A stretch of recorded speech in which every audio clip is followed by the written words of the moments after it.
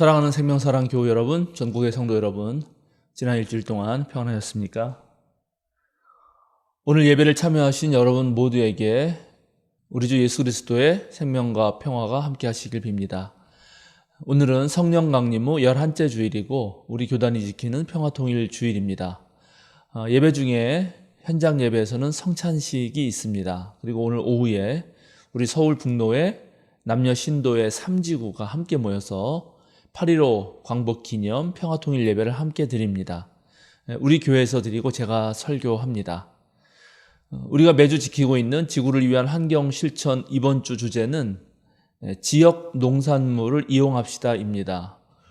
지역 농산물은 또 이동거리가 짧아서 탄소 배출량이 적고 화학 처리 과정 같은 것도 줄일 수 있어서 야채가 훨씬 더 우리 농산물들이 신선하고 건강에도 안전합니다.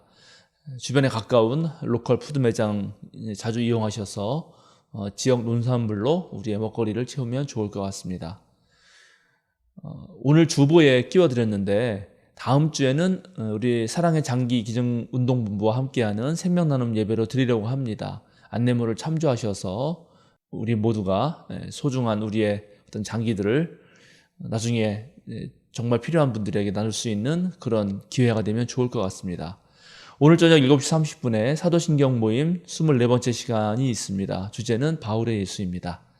많은 분들 함께 참여하시면 좋겠습니다. 이제 성삼일체 하나님, 성부, 성자, 성령의 임재를 알리는 세 번의 징울림과 더불어서 우리 모두 마음을 모아서 영과 진리로 하나님께 예배하겠습니다.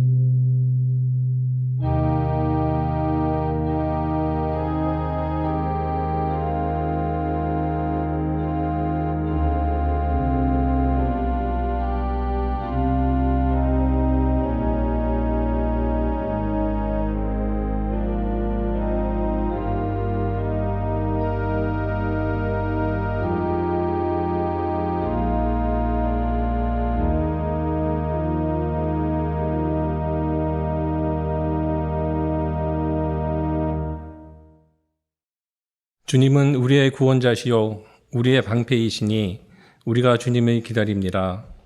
우리가 그 거룩한 이름을 의지하기에 우리 마음이 그분 때문에 기쁩니다.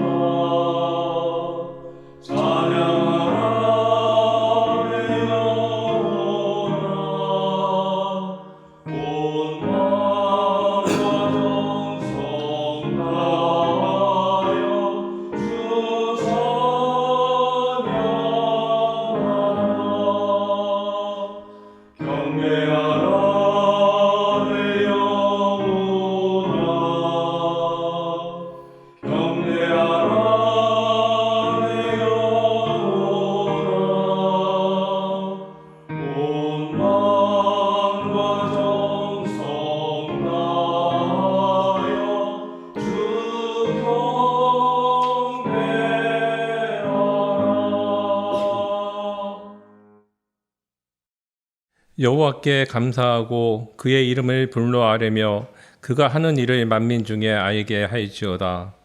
그에게 노래하며 그를 찬양하며 그의 모든 기이한 일들을 말할지어다. 그의 거룩한 이름을 자랑하라.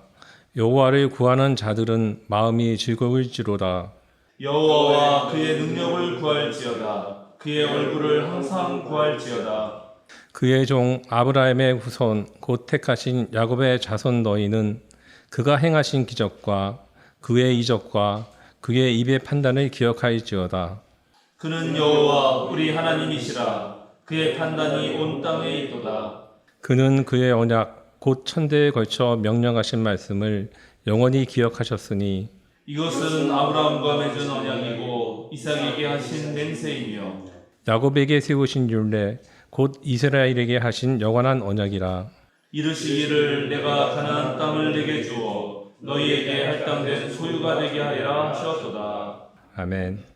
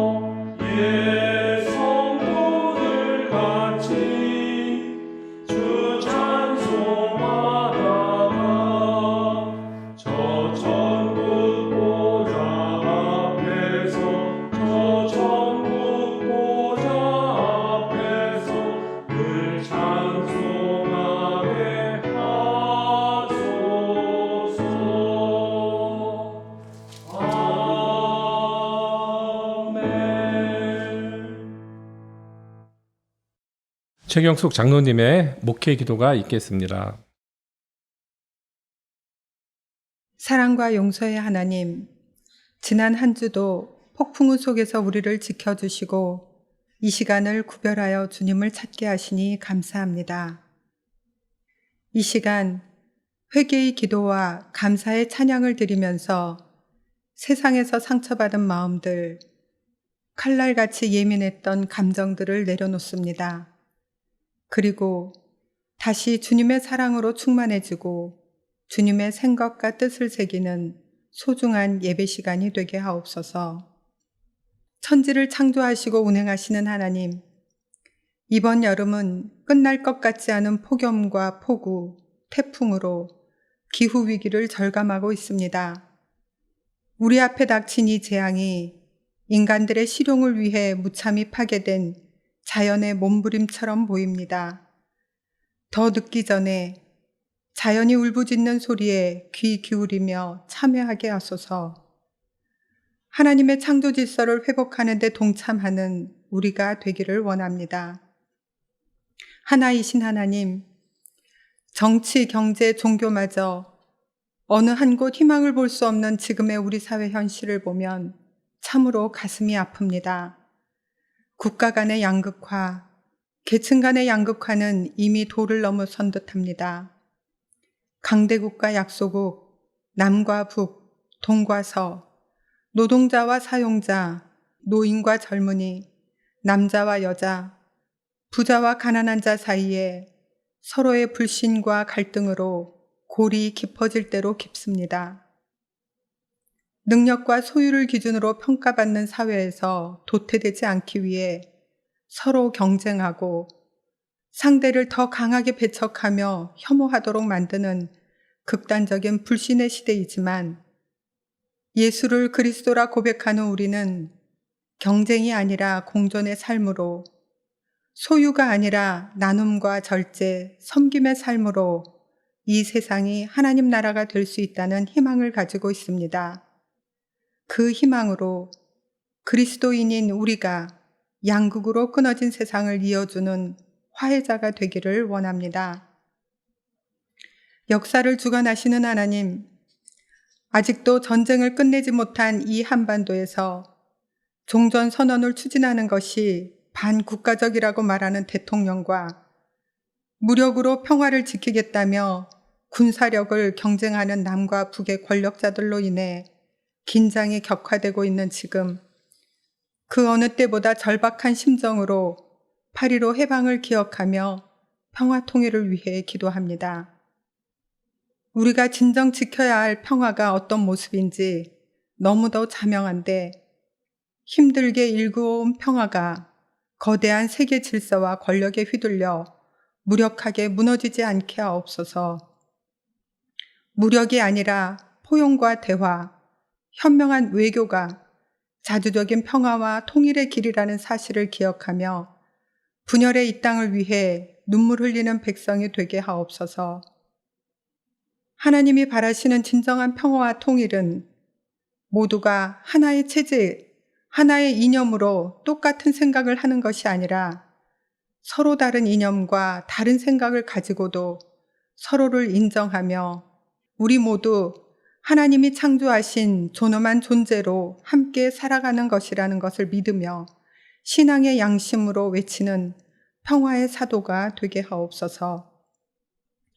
우리를 도우시는 하나님, 세상을 향한 하나님의 선한 뜻을 알고 그리스도인으로 우리가 가야 할 방향도 알겠으나 우리 개개인은 내 삶을 살기에도 바쁘고 육신의 연약함과 능력 없음을 푸념하며 내가 할 수 있는 일이 아무것도 없다고 포기해버리곤 합니다.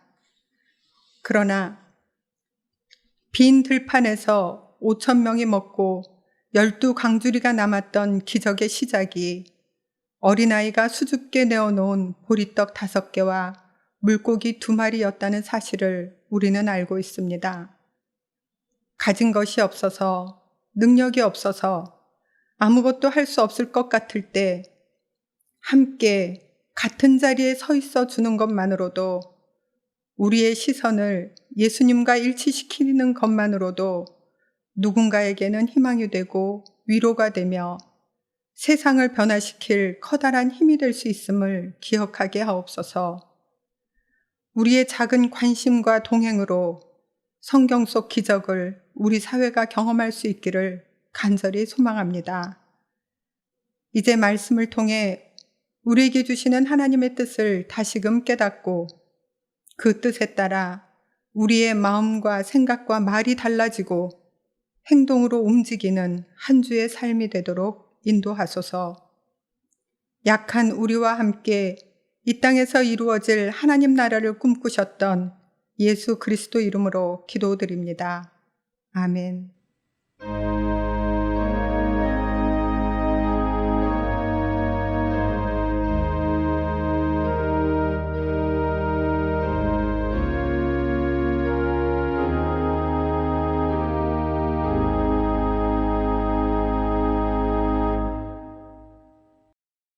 성령 강림 후 11째 주일 우리에게 주시는 성경 말씀은 요나서 3장 1절부터 4장 1절 말씀입니다.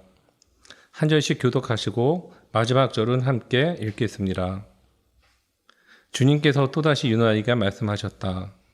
너는 어서 저 큰 성읍 니느웨로 가서 이제 내가 너에게 할 말을 그 성읍에 외쳐라. 요나는 주님께서 말씀하신 대로 곧 길을 떠나 니느웨로 갔다. 니느웨는 둘러보는 데만 사흘 길이나 되는 아주 큰 성읍이다. 요나는 그 성읍으로 가서 하룻길을 걸으며 큰 소리로 외쳤다.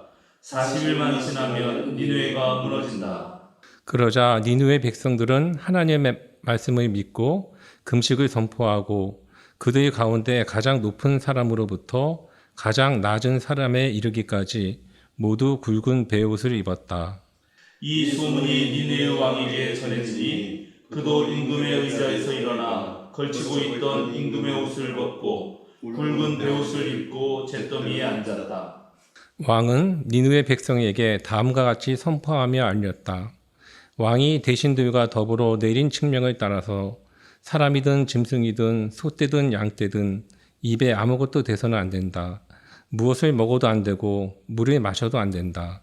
사람이든 짐승이든 모두 굵은 베옷만을 걸치고 하나님께 힘껏 부르짖어라. 저마다 자기가 가던 나쁜 길에서 돌이키고 힘이 있다고 휘두르던 폭력을 그쳐라. 하나님께서 마음을 돌리고 노여움을 푸실지 누가 아느냐. 그러면 우리가 멸망하지 않을 수도 있다.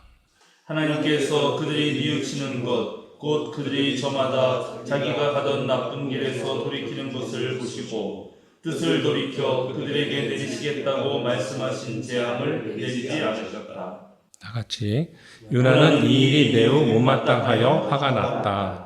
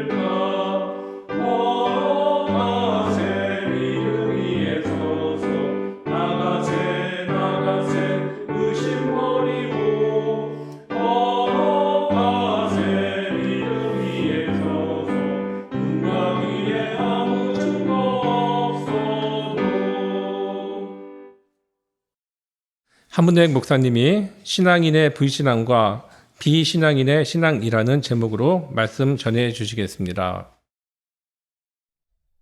태풍 카눈이 한반도 전역을 훑고 지나갔습니다. 오키나와와 큐슈 등 일본 여러 지역에 엄청난 피해를 안기고 한반도에 상륙했기 때문에 큰 걱정을 했는데 그래도 예상했던 것보다는 큰 피해가 나지 않았습니다. 수도권에 진입하면서부터는 그 세력도 좀 약화됐습니다.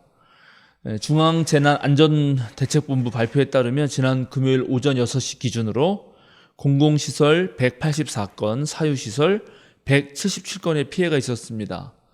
대구에서는 한 명이 사망하고 한 명이 실종하는 일이 있었는데 태풍의 직접적인 영향은 아니었습니다. 그래도 우리나라는 좀 큰 피해 없이 이번 태풍을 보냈습니다만 이웃 나라들은 좀 달랐습니다. 아시다시피 5호 태풍 독수리는 중국에 엄청난 피해를 주었습니다.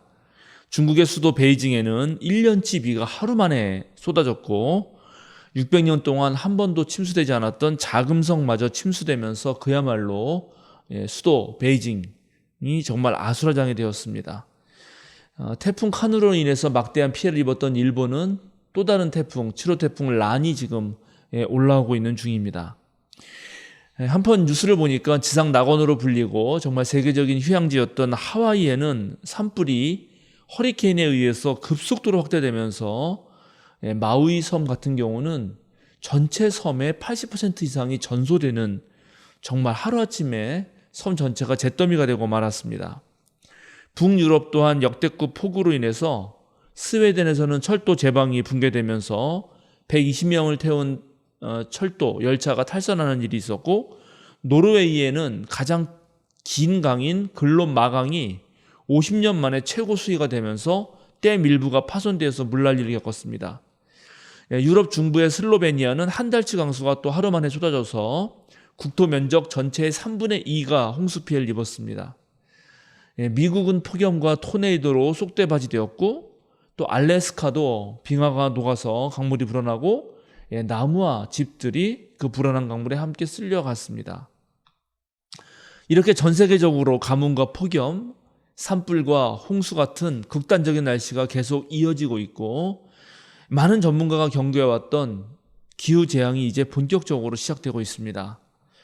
요즘 우리는 더워도 너무 더운 여름을 보내고 있지만 내년과 후년에 다가올 여름에 비하면 그래도 시원한 여름이었다 하는 것이 기정사실이고, 앞으로 시간이 흐르면 흐를수록 인류는 전혀 경험해보지 못했던 그런 참담하고 비극적인 그런 상황에 직면하게 될 것입니다. 지구 온난화 정도가 아니라 지구 열대화가 되는 작금의 상황에서 우리는 이제 우리의 모든 노동 환경과 도시 행정을 비롯해서 우리들의 삶의 양식을 바꿀 필요가 있습니다. 지금 유럽 국가를 중심으로 시에스타라고 하는 그런 새로운 제도, 옛날에 시행했지만 한때 폐기했던 그런 제도가 다시 부활하고 있습니다. 시에스타는 그냥 낮잠이란 뜻인데요. 나라마다 약간 다르지만 오후 1시부터 3시 또는 오후 2시부터 4시까지 일을 하지 않고 쉴 수 있는 그런 시간을 아주 제도적으로 마련하는 것입니다. 타 기후위기 때문이죠. 지난 코로나 3년 시간을 보내면서 이 국제 질서가 크게 바뀐 것처럼 이 기후위기 과제를 어떻게 풀어가느냐가 정말 우리들 생존과 매우 직결된 문제이고, 또 각 나라의 어떤 모든 그런 경제와 그런 어떤 상황들에 있어서도 모든 것에 연관된 문제이지 않을 수 없습니다. 우리 생명사랑교회 목회와 선교도 이 기후위기에 따른 지구 환경의 변화에 따라서 정말 새롭게 조정할 필요가 있어 보입니다. 우리가 2019년에 온라인 환경을 새롭게 구축하고 선교 영역을 다방면으로 모색한 것이 지난 코로나 시기를 잘 극복할 수 있는 발판이 되었던 것처럼, 지금 당회와 목회 운영위를 비롯해서 우리 모두가 머리를 한번 모아서 이 기후재앙 속에서 우리의 목회와 선교가 어떻게 바뀌어야 될지 다시 한번 모색할 필요가 있어 보입니다. 가령 혹서기를 피해서 여름 성경학교를 이제 가을 성경학교나 봄 성경학교로 바꾼다든지, 아니면 기후 상황에 따라서 우리 목회자들의 유연 근로제를 한다든지 하는 고민이 필요해 보입니다. 이제 8월이 지나고 하반기 접어들면 한번 시간을 내서 전 교인이 한번 공청회를 해야 되지 않을까, 그런 생각을 해보고 있습니다. 이 자연 환경의 변화 위에 우리 삶에 지대한 영향을 주는 것은 또 역시 사회의 변화입니다. 3, 4년 전 한국 사회의 중요한 이슈 중 하나였던 이 4차 산업혁명에 대한 논의가 최근에 초거대 언어 모델이 인공지능 개발의 획기적인 기준점이 된 이후로 완전히 혁신적인 변화를 맞이하고 있습니다. 인간처럼 사유하는 인공지능의 발전은 그동안 사람이 하던 많은 일들을 대체하게 될 것입니다. 요즘 가장 큰 충격을 주고 있는 챗 GPT의 경우 번역과 자연어 처리 분야에서 놀라운 발전을 이뤄내었는데, 문장을 생성해내는 것, 시나리오를 쓰는 것, 그다음에 기사를 작성하고 번역하는 다양한 창작 콘텐츠 분야에서 전방위적으로 활용되고 있고, 이제 교육과 금융, 계약서 작성, 법률 자문, 각종 데이터 분석, 프로그램 개발 등에서 이미 사람을 앞서 나가고 있습니다. 지난 5월 2일부터 미국 작가조합 소속 작가들이 파업을 시작했고, 7월 14일부터는 미국 배우조합의 모든 그런 무슨 카메라 감독이라든가 또 배우들조차도 파업에 동참했습니다. 그래서 100일 넘게 지금 미국 헐리우드의 모든 프로덕션이 중단 상태에 이르게 되었습니다. 근데 이렇게 파업한 중요한 이유 중에 하나가 바로 인공지능의 확산과 연결되어 있습니다. AI가 시나리오를 쓰고 AI가 그림을 그리고 AI가 심지어 영화도 만들고 편집도 하기 때문입니다. 제가 최근에 인공지능 분야에서 활약하고 있는 청년 하나를 만났는데 최근 인공지능의 발달이 취업 현장을 어떻게 바꾸고 있는지에 대해서 들었습니다.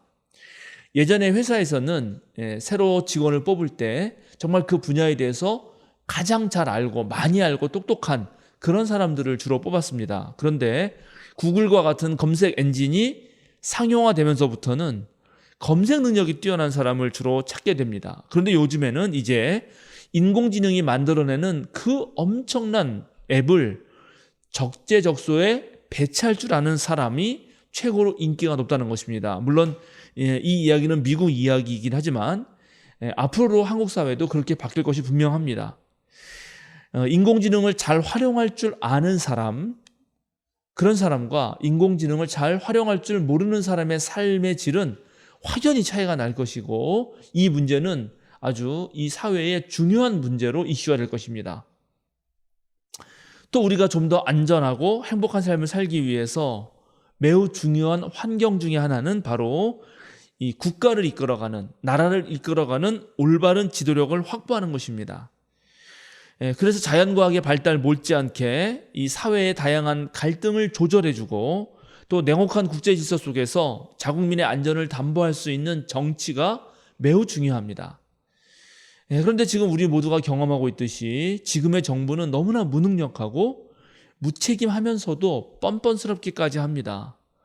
우리나라는 하계올림픽, 동계올림픽, 그다음에 아시안게임, 엑스포, 월드컵 같은 정말 세계적인 매우 굵직한 행사들을 아주 거뜬히 치렀습니다. 그런데 이번에 청소년들의 그 모임인 잼버리 대회 하나를 제대로 치르지 못하는 나라가 되어버렸고 지금 전 세계 언론으로부터 엄청난 비난에 휩싸여 있습니다. 하루가 멀다 않고 사회 전반에서 문제가 발생하고 있고 정말 그래서 사회가 어수선하고 뒤죽박죽입니다.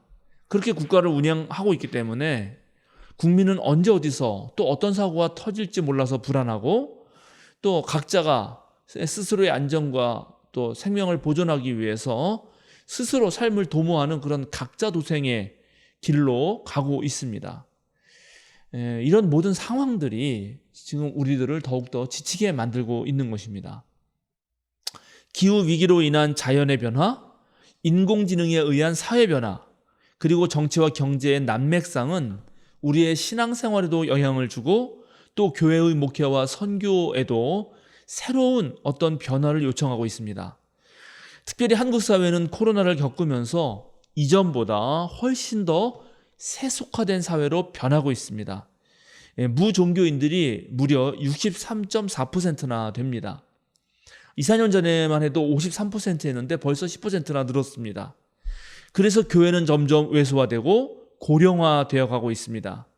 장기적인 경제 침체는 한국 교회의 생존의 유지에도 빨간불이 들어오게 만들고 있고 또 교회에 대한 사회의 조롱과 혐오적 시선은 이 복음을 선포하고 하나님 나라 선교회를 하는데도 큰 지장을 초래하고 있습니다. 우리 교단의 상황은 더욱더 열악합니다. 지난 10년 동안 우리 교단의 교회 수는 거의 변함이 없는데 교인은 30% 이상 줄었습니다. 거의 매년 10,000명이 줄었습니다. 우리 교단의 교인 수가 한 30만 이랬는데 지금은 20만 밖에 되지 않고 이대로도 10년을 보내면은 10만으로 줄 그런 예상입니다. 당회가 없는 미조직 교회가 전체 교회의 40%나 됩니다. 전임 부교육자를 두고 목회하는 기장교회는 1636개 교회 중에 294개밖에 안 됩니다. 한 20% 정도 되는 거죠. 물론 한국 개신교회의 위기는 어제 오늘 일이 아닙니다. 우리 교단의 문제도 사실 어제 오늘 일이 아니죠. 그러나 시간이 지나도 전혀 개선될 기미가 보이지 않아서 참으로 답답하기 그지없습니다. 그러나 낭망하지 않고 늘 도전하는 믿음 속에서만 우리가 새로운 길을 열어갈 수 있기 때문에 오늘 저는 여러분과 함께 지금 우리가 처한 환경 속에서도 우리의 신앙을 어떻게 다시 새롭게 할 수 있을까를 살펴보려고 합니다. 제가 8월 29일과 30일에 충북노회가 새역사 70주년을 맞이해서 주관하고 있는 부흥성회가 있는데 거기에 다녀오게 됩니다. 저녁 집회는 부흥사로 사역하시는 다른 교단의 목사님이 진행하시지만 저는 오전 세미나를 담당합니다. 제가 정한 큰 주제는 실력 있는 그리스도인입니다. 첫째 날은 코로나를 겪으면서 우리가 무엇을 알고 깨닫게 되었는지, 어떤 것을 바꿔야 되고 어떤 것은 유지해야 되는지를 말씀드리려고 하고, 둘째 날은 앞으로 어떻게 하면 우리 한국 개신교가 다시 살아날 수 있는지를 우리 충북노회 신도들에게 말씀드리려고 합니다. 오늘 설교는 이 세미나에서 다룰 여러 주제 중 하나를 좀 집중해서 다뤄보려고 합니다. 오늘 우리가 함께 읽은 요나서는 여러분들이 익히 잘 알고 있는 내용일 것입니다. 요나는 어릴 때부터 우리가 읽어온 모든 성경에 다 등장합니다. 요나하면 고레 뱃속에 들어간 이야기부터 떠오르죠. 그러나 요나서를 찬찬히 읽어보면 요나서가 실제 전하고 있는 내용은 기존의 습관으로 굳어진 우리의 신념과 고정관념을 깨트리라 하는 것입니다. 우선 예언자로 부름받은 요나의 행동부터가 좀 이상합니다. 예언자 요나는 하나님으로부터 전형적인 예언자의 사명을 받습니다. 큰 성읍 니느웨로 가서 하나님의 말씀을 선포하라 하는 것입니다. 그런데 요나는 주님의 낯을 피하여 배를 타고 하나님이 명령하신 것과는 전혀 반대되는 반대 방향으로 그렇게 향했습니다. 그 배가 이내 폭풍을 만나게 되는데 거기에서 사람들은 요나를 바다에 던지게 되죠. 근데 이런 과정을 가만히 보면 오히려 이방인 뱃사람들이 요나보다, 이 유대인 예언자보다 훨씬 더 하나님을 공경하고 섬기는 것으로 묘사됩니다. 하나님의 뜻에 따라서 큰 물고기가 요나를 삼켰다가 다시 니느웨로 가서 거기서 뱉어놓죠. 이제 요나는 어쩔 수 없이 하나님의 명령에 따라서 선포를 합니다. 아마 설교의 역사에서, 그리고 예언자 선포의 역사에서 가장 짧은 설교이고 가장 짧은 선포입니다. 사흘길이나 되는 그런 큰 성읍 니느웨였지만 요나는 하룻길을 가면서 딱 한마디를 합니다. 40일이 지나면 니느웨가 무너진다. 그런데 이 한마디의 선포에 놀라운 일이 벌어지죠. 성서는 이렇게 말하고 있습니다. 그러자 니느웨 백성들은 하나님의 말씀을 믿고 금식을 선포하고 그들 가운데 가장 높은 사람으로부터 가장 낮은 사람에 이르기까지 모두 굵은 베옷을 입었다. 이 소문이 니느웨의 왕에게 전해지니 그도 임금의 의자에서 일어나 걸치고 있던 임금의 옷을 벗고 굵은 베옷을 입고 잿더미에 앉았다. 왕은 니느웨 백성에게 다음과 같이 선포하여 알렸다. 왕이 대신들과 더불어 내린 칙명을 따라서 사람이든 짐승이든 소떼든 양떼든 입에 아무것도 대서는 안 된다. 사람이든 짐승이든 모두 굵은 베옷만을 걸치고 하나님께 힘껏 부르짖어라. 저마다 자기가 가던 나쁜 길에서 돌이키고 힘이 있다고 휘두르던 폭력을 그쳐라. 하나님께서 마음을 돌리고 노여움을 푸실지 누가 아느냐. 그러면 우리가 멸망하지 않을 수도 있다. 이와 같이 즉각적이고 전체적이며 대규모적인 회개가 일어난 결과 하나님께서 그들이 뉘우치는 것, 곧 그들이 저마다 자기가 가던 나쁜 길에서 돌이키는 것을 보시고 하나님도 뜻을 돌이켜서 그들에게 내리시겠다고 말씀하신 그 재앙을 내리지 않으셨다라고 요나서는 말합니다. 원래 예언자는 하나님의 대변인으로 과거의 사건을 소환해내고 현재를 분석해서 미래에 닥칠 일에 대해서 경고합니다. 성서 예언자는 보통 하나님의 말씀에 순종할 뿐만 아니라 하나님의 메시지를 전하는 일에 아주 열성적입니다. 이사야 같은 경우는 누구를 내가 보낼까라고 한 하나님의 음성에 바로 응답하면서 제가 여기 있습니다. 저를 보내소서라고 그렇게 말을 했습니다. 그래서 하나님 말씀에 순종하지 않는 예언자라고 하는 것은 둥근 사각형처럼 말이 되지 않는 그런 말입니다. 그런데 요나서에서 예언자 요나는 이런 예언자 전통을 뒤집고 하나님의 명령에 거역하고 선포하라는 말씀도 전하지 않다가 결국 물고기 뱃속에 들어가는, 그래서 죽을 경험을 하고 난 다음에서야 그것도 마지못해서 하나님 말씀을 선포합니다. 왜 이러는 것일까요? 요나는 왜 이랬던 것일까요? 니느웨라고 하는 도시는 티그리스강 동쪽에 자리 잡고 있는데 기원전 705년부터 681년까지 아시리아 제국을 통치했던 세나게렙 왕이 세운 아주 멋진 수도였습니다. 아시리아의 수도가 니느웨였습니다. 그런데 그의 아버지 사르곤 2세는 722년부터 705년까지 통치하면서 721년에 북이스라엘을 약탈해서 완전히 황폐하게 만든 장본인이었습니다. 그의 아들 세나게립 또한 701년 이스라엘의 남쪽 절반인 유다마저도 침공하고 남의 나라를 약탈했던, 즉 이스라엘과 유다를 약탈했던 왕이었습니다. 아시리아 제국에 의해서 북이스라엘의 수도 사마리아는 완전히 파괴됐고 그 주민들은 아시리아로 유배됩니다. 따라서 아시리아는 이 요나 입장에서 볼 때 원수의 나라이고 또 성서에서는 특히 아시리아를 가장 악한 곳으로 그렇게 묘사합니다. 그래서 요나가 바로 이 아시리아의 수도인 니느웨로 가는 것을 거부했던 것입니다. 원수가 회개해서 용서받는 것이 싫었던 거죠. 그런데 오늘 요나서를 보면 니느웨가 그렇게 악의 화신처럼 느껴지지는 않습니다. 놀랍게 요나서에서 니느웨는 하나님 말씀에 순종적입니다. 정말 믿기 어려울 정도입니다. 요나서의 이야기에서 가장 놀라운 부분이 바로 여기입니다. 믿었던 예언자는 불순종하는데 비신앙인으로 보이던 니느웨 백성은 하나님 말씀을 믿기 때문입니다. 요나서는 오늘 우리에게 묻고 있는 것입니다. 과연 누가 진정한 하나님의 백성인가? 오늘 제가 주목하는 부분은 바로 여기입니다. 그동안 한국 개신교인들은 교회를 출석하냐 출석하지 않느냐를 근거로 해서 신앙인과 비신앙인을 나눠왔습니다. 요나가 혈연과 종족, 국적을 중심으로 하나님의 선택된 백성과 이방인을 나눈 것과 똑같은 방식이죠.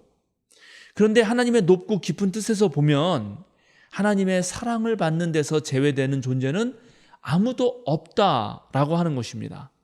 요나서에서 들리는 하나님의 마지막 말씀은 이러합니다. 네가 수고하지도 않았고 내가 키운 것도 아니며 그저 하룻밤 사이에 자라났다가 하룻밤 사이에 죽어버린 이 식물을 내가 그렇게 아까워하는데 하물며 좌우를 가릴 줄 모르는 사람들이 12만 명도 더 되고 짐승들도 수없이 많은 이 큰 성읍 니느웨를 어찌 내가 아끼지 않겠느냐. 즉 하나님은 모든 존재를 자신의 백성으로 자신의 사랑하는 아들, 딸로 품으신다는 것입니다. 요나서는 우리로 하여금 그동안 비신앙인과 신앙인을 나누고 구별했던 모든 기준에 대해서 다시금 성찰해보라고 말합니다. 요나서는 놀랍게 신앙인의 불신앙과 비신앙인의 신앙을 보여주고 있습니다.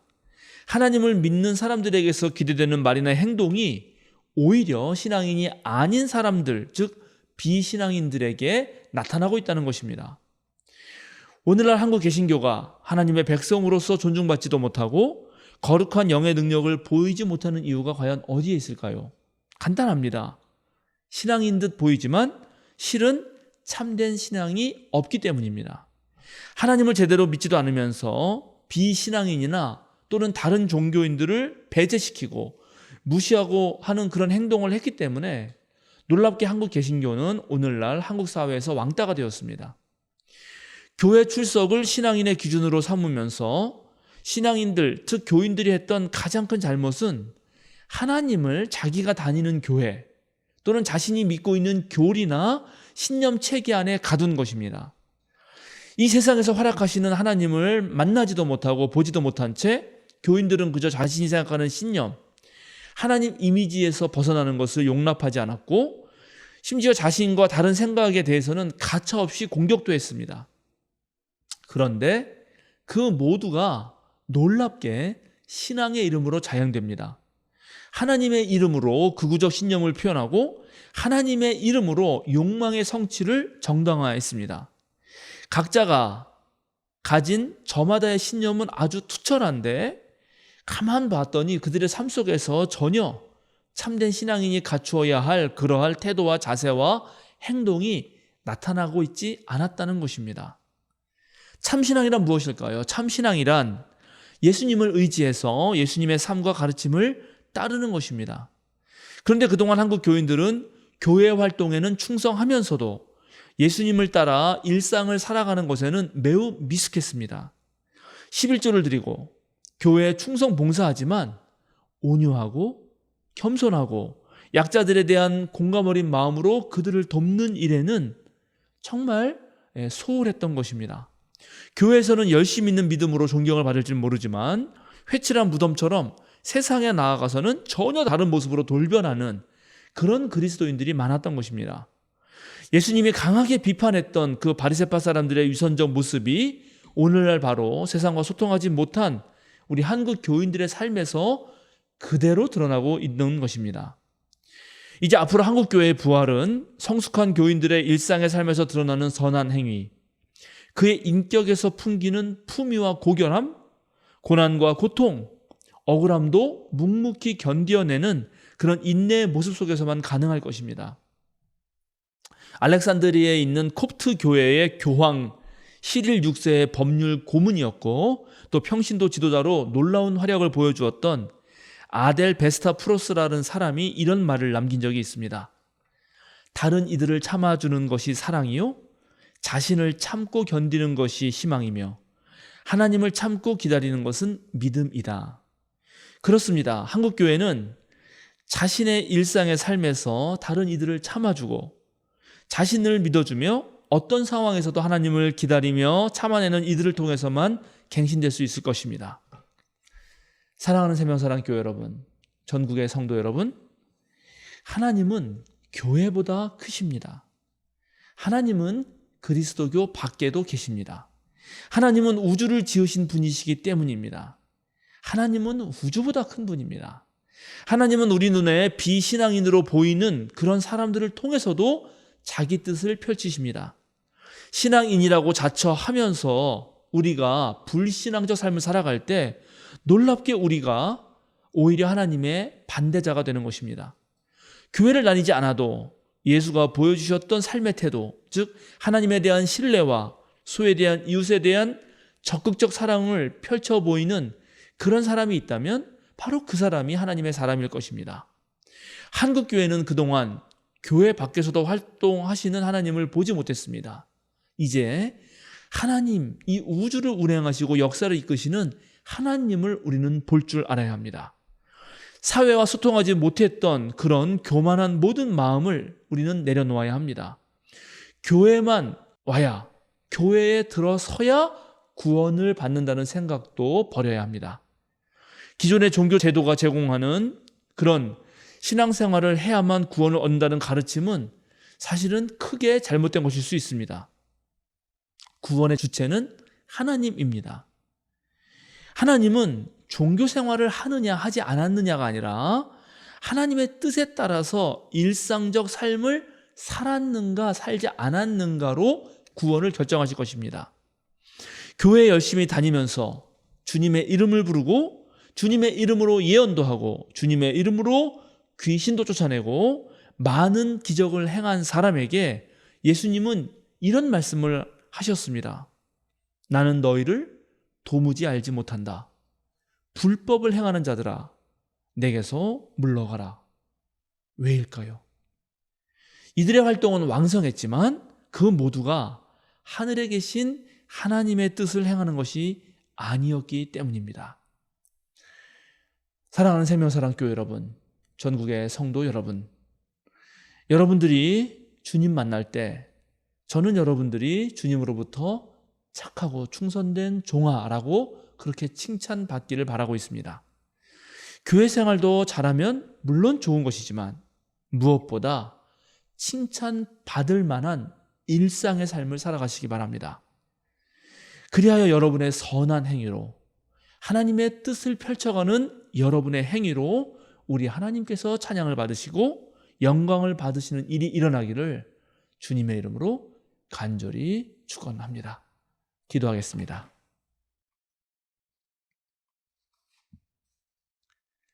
창조의 하나님, 우리가 주님의 놀라운 능력을 맛보게 하소서. 우리의 좁은 시야 안에 주님을 가두는 일이 없도록 늘 우리 마음을 열고 새로운 길을 향해 나아가게 하여 주소서. 주님의 몸된 교회는 소중하지만 교회 안에만 갇혀 있는 우리가 되지 않게 하여 주소서. 교회에 와서 주님으로부터 힘을 얻고 세상으로 나아가게 하소서. 거기에서 주님께서 택하신 또 다른 형제자매들과 함께 주님의 사역을 감당하게 하소서. 참 신앙을 향한 우리의 발걸음이 멈추지 않고 주님 뵙는 그날까지 당차게 전진하는 우리가 되게 하소서. 우리에게 산적한 과제들이 있습니다. 우리의 삶 속에서 하나둘씩 풀어가게 하시고 자신을 열어 향기를 품어내는 꽃처럼 우리 존재를 통해 주님을 드러내게 하소서. 우리의 주님이신 예수 그리스도의 이름으로 기도드립니다. 아멘.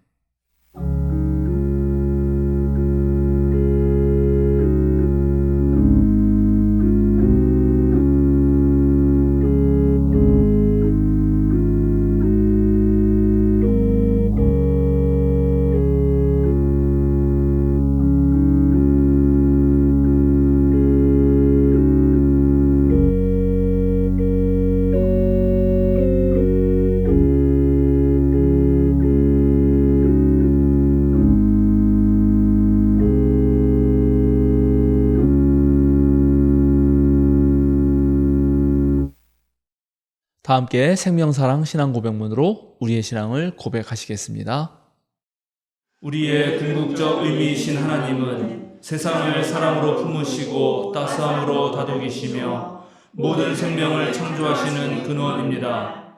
참 인간으로 하나님과 일치를 이루신 예수님은 흔들림 없는 사랑의 나라를 꿈꾸게 하시고 그 꿈을 지금 여기에서 누릴 수 있게 하시는 희망이며 우리가 이루어갈 구원의 기준입니다. 모든 생명을 사랑으로 충만케 하시는 성령님은 우리의 삶과 역사를 진리로 이끌어 주시고 우리를 깨우셔서 선한 뜻을 따르게 하십니다. 삼위일체 하나님을 만난 우리는 서로의 다름을 인정하고 약한 이들의 아픔에 민감하게 반응하며 그들과 함께 하겠습니다. 우리는 아름답고 선한 것에 주목하고 하나님의 창조 세계를 지키며 생명을 살리는 삶을 살겠습니다. 우리는 세상의 욕망에 휘둘리지 않고 하나님 나라의 가치인 생명, 평화, 정의에 따라 살 것을 다짐합니다. 우리는 하나님, 예수님, 성령님께서 참 그리스도인으로 살아가려는 우리와 항상 함께 해주심을 믿습니다. 아멘. 이제 보냄 찬송 432장 큰 물결이 설레는 어둠 바다 다 함께 부르시겠습니다.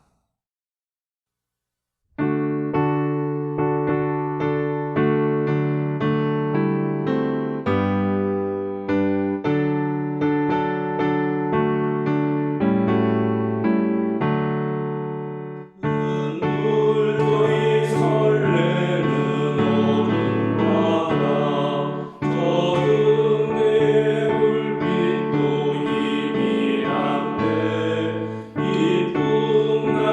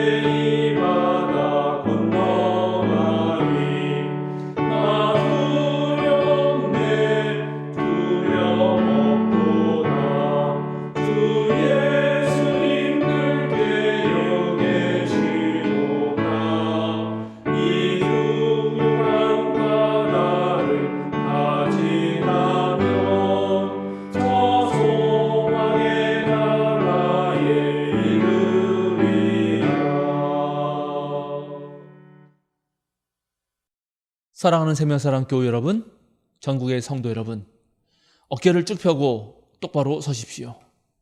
세상으로 당당하게 그리고 힘차게 걸어 나가십시오. 자유인으로 사십시오. 세상에 나가서 하나님을 찾고 발견하십시오. 세상에서도 그리스도인으로 살아가십시오. 그러나 그리스도인보다 참된 사람이 먼저 되십시오. 축도하겠습니다.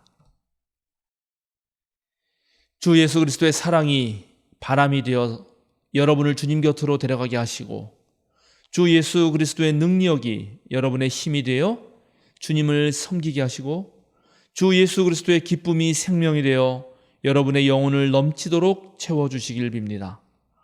전능하신 주님, 성부, 성자, 성령, 성삼위일체 하나님께서 영원히 여러분 곁에 계시기를 주님의 이름으로 축원합니다. 아멘.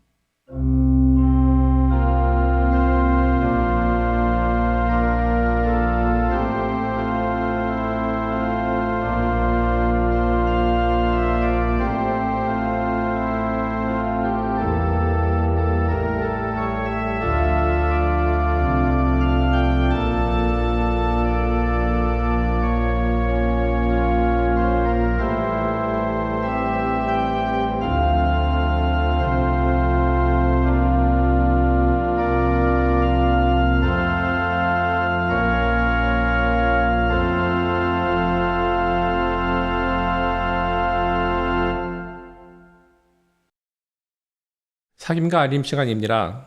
오늘은 성령 강림 후 11째 주일 평화통일 주일입니다. 오늘 오후 2시 30분에 서울 북로의 3지구의 남녀신도회에서 주관하는 8.15 광복절 기념 평화통일 예배가 저희 생명사랑교회에서 있습니다. 교우분들의 많은 참여를 바랍니다. 설교는 한문덕 목사님께서 해 주십니다. 오늘 오후 7시 30분 사도신경 모임이 있습니다. 24강 주제는 너희는 나를 누구라 하느냐, 바울의 예수편입니다. 핵 오염수 해양 투기 반대 스티커를 예배당 뒤편에 비치했습니다. 필요하신 분은 가져가시기 바랍니다. 청년 독서 모임을 진행합니다. 도나 힉스의 관계를 치유하는 힘, 존엄을 읽고 함께 나누고 있습니다. 모임은 온라인으로 3회차 정도 진행됩니다. 2부 모임은 19일 토요일 저녁 8시입니다. 참여하실 분은 조민지 교우에게 연락 주시기 바랍니다. 8월 19일부터 20일 사이에 수해 지역 봉사활동을 기획하고 있습니다. 최근에 발생한 수해 지역 복구는 대부분 종료되어서 앞으로 생기는 피해 상황을 고려하여 장소와 일정을 정하기로 했습니다. 8월 20일 주일 예배는 사랑의 장기기증운동본부와 함께하는 생명 나눔 예배로 드립니다. 장기기증에 대한 설명을 듣고 참여하는 시간을 갖겠습니다. 2023년 2학기 장학금 신청을 받습니다. 대여 장학금과 근로 장학금이 있고 신청 기준은 본 교회에 등록한 지 1년 이상 된 교인 및 교인의 자녀로서 장학금 지급을 필요로 하는 대학생과 청년입니다. 자세한 안내와 신청은 교육실로 연락 주시기 바랍니다. 도봉 서원 종합사회복지관에서 저희 생명사랑교회 공간을 이용합니다. 날짜는 8월 22일 오전 10시부터 12시 사이입니다. 8월 27일 주일 예배는 창립 11주년 기념 감사 예배로 드립니다. 다음 주 생일자는 8월 14일 고동욱 집사, 8월 14일 김현서 성도님, 8월 15일 이병대 집사, 8월 16일 이재일 성도입니다. 오늘 함께 예배 드릴 수 있어서 감사합니다. 오늘 함께 누린 은혜가 한 주간 힘이 되길 원하며 한 주간 평안하시길 바라겠습니다. 감사합니다.